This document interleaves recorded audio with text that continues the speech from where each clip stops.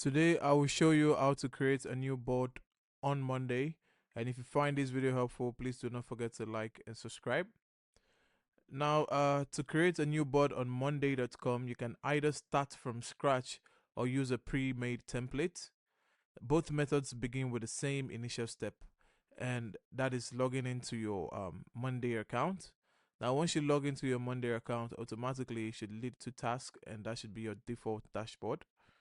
Now, once you're here, what we're going to do is we're going to come to this plus sign that says add item to workspace. We'll click on it. We're going to hover over the dialog box that it opens, and we're going to hover over it to check. It's going to ask if you want to create a new board or start with a template. We're going to create a new board. We're going to name our board. We're going to choose a privacy level, and you're going to choose main if you want it to be visible and accessible to all team members in your workspace.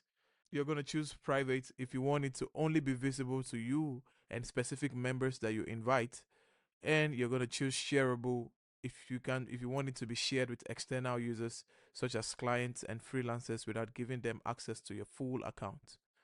Now, you can also select what you'll be managing the board with, and you're going to select what it is, and you're going to create board.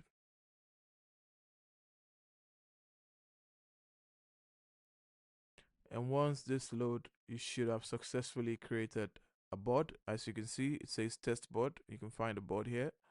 And that's how to create a new board on monday.com. If you find this video helpful, please do not forget to like and subscribe. I'll see you in the next one.